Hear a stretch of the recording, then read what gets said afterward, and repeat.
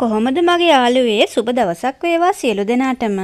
ශ්‍රී ලංකාව ඇතුළු නිවර්තන කලාපයේ දැක ගන්න පුළුවන් ෂැම්පු ගහ හෙවත් වල්ලිඟුරු ශාකය ගැනයි අද වීඩියෝ එකෙන් මම අරගෙන ආවේ. ඉඟුරු කුලයටම අයත් මෙම වල්ලිඟුරු ශාකයත් ඉඟුරු ගසට වඩා විශාල වන අතර මීටර් 1.5ක් විතර උසට වර්ධනය වෙනවා.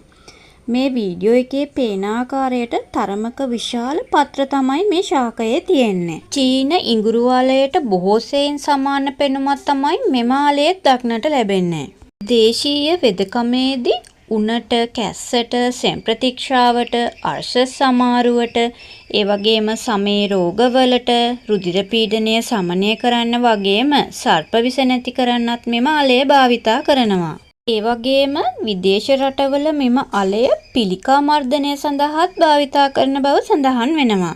අපේ රටේ මෙම ශාකයේ වටිනාකම නොදන්න බොහෝ දෙනා මෙම ශාකය උගුල්වල දමනවා. වල්ලිඟුරු කියලා කිව්වත් විදේශ රටවල නම් මෙය ඉතා වටිනා ශාකයක් විදියට තමයි සලකන්නේ. එයාලා කියන්නේ ෂැම්පු ජින්ජර් කියලා. ඔයාලා දන්නවද මගේ යාළුවේ නිලුම් පොහොට්ටුවක් වගේ හරි ලස්සන මේ මල ඇතුලේ තියෙනවා ඇලෙන සුළු ද්‍රාවණයක්.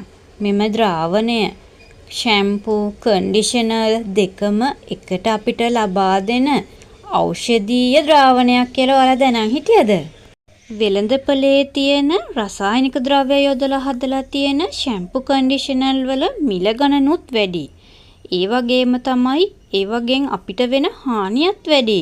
ඒ වුණාට අපිට මේ වල්ලිඟුරු ශාකයක් ගෙදර වවා ගත්තොත් අපේ ගෙවතු අලංකාරයටත් ලස්සනයි. බලන්නකෝ ඒ ලස්සන මල. ඉතින් අපිට ඒ වගේ මලක් ගෙදර පිපුණොත් මේ මල කඩන්නේ නැතුව අපිට මේ මිරිකලා ගන්න ද්‍රාවණය ඊළඟ දවසේ වෙනකොටත් ආය මලේ නිෂ්පාදනය වෙලා තියෙනවා. ඒ නිසා අපිට දිගටම භාවිතා කරන්නත් පුළුවන්.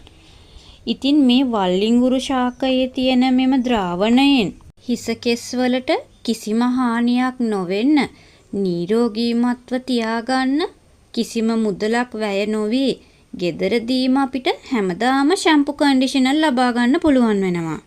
හොඳ සුවඳකුත් මෙම ද්‍රාවණයේ තියෙන නිසා සංවාහන කටයුතු සඳහාත් මෙම ද්‍රාවණය යොදා ගන්නවා. සබන්, ෂැම්පු, කන්ඩිෂනර් ගිනි ගණන් කාලේ ආර්ථික ප්‍රශ්නෙත් විසඳගෙන නිරෝගීමත්ව ඉන්න චූටි අදහසක් ඔන්න මං ඔයාලට දුන්න මගේ යාළුවේ.